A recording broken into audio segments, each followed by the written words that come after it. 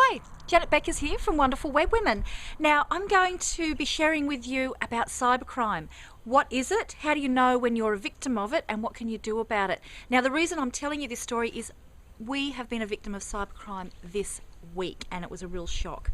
So let me tell you, how did we know that it was happening? Here's a great scenario. We started getting sales coming through our shopping cart for products that were $997 that we don't normally sell unless we've done a promotion, because it was a lifetime membership of Wonderful Web Women. So people don't normally buy that unless we've given them a nice sweetener. And we thought, cool, that's great. We're happy with that. It's easy money. Then we noticed that it was 2 affiliates who were responsible for all of these sales. So we thought, brilliant, they're doing something, they're probably offering a bonus.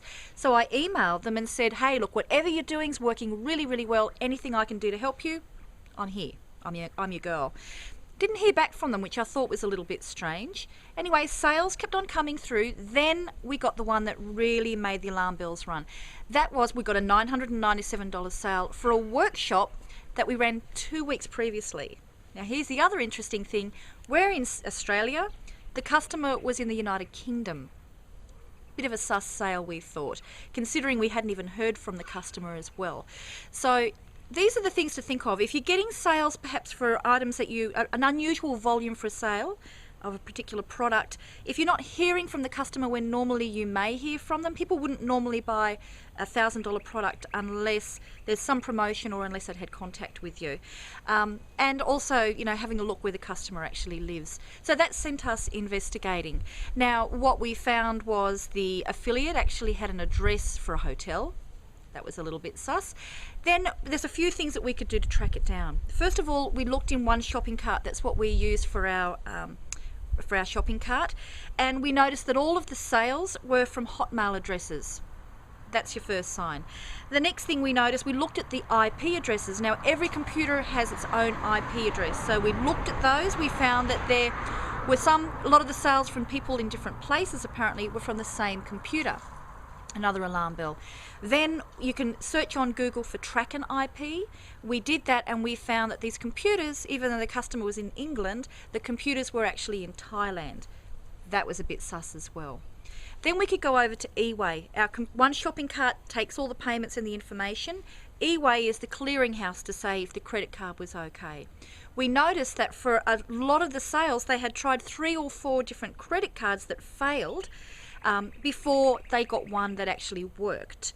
Now, when we had a look where those ones came from, we could actually see the country, the bank where those credit cards were issued from. They were all issued from a bank in Thailand, whereas the customer was apparently in the UK.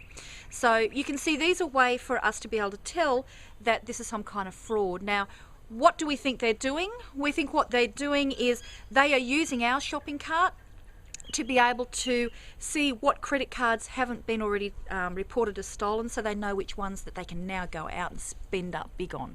So we were in a way helping them vet which cards worked. Why should that bother us? You would think, great, we're getting easy money. Eventually the person who owns that card is going to realise what's happening, and they're going to do what's called a chargeback. That's when you go to your bank and say, I didn't spend this money, I want the money back. As a merchant, if a customer has a callback, a chargeback, we get charged $200 every time that happens. I think we'd had about 8 sales, so we're looking at about $1,600 there, plus the money has to be given back. So not a pretty sight. So first thing you want to do, if you think it's a bit sus, let your bank know. Let your gateway, which for us is eWay, let them know. We also let the police know, because this is actually international crime. And we want to be protected, we want to make it stop. But make sure you get the money refunded. Now, here's a clincher. Another way they made money, the affiliate just so happened had made one of those payments. We pay 30%, he was getting $300. And it just so happened just before the time of the month where we pay all our affiliates. Paid him $300, so he's done really well. He's not getting the rest. The hard part now is getting it back from him. So we're negotiating via PayPal to be able to get that money back. Don't like our luck. So yeah, so just some things for you to be aware of. You could be the victim of cybercrime without realising it. If it's unusual transactions, if it seems too good to be true, it probably is. And there you go. I guess it's a sign of growth. They just must assume that we've got so many sales going through that we wouldn't even notice it. They were unusual sales, so they stood out. Not immediately, but they did stand out. So I'd love to hear if you've been a victim of cybercrime, what you think about it, any ideas have you got on how they actually operate these kind of scams.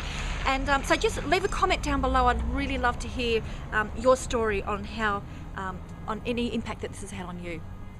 Bye, this is Janet Beckers, and did you hear the kookaburras? Aren't they great? Bye.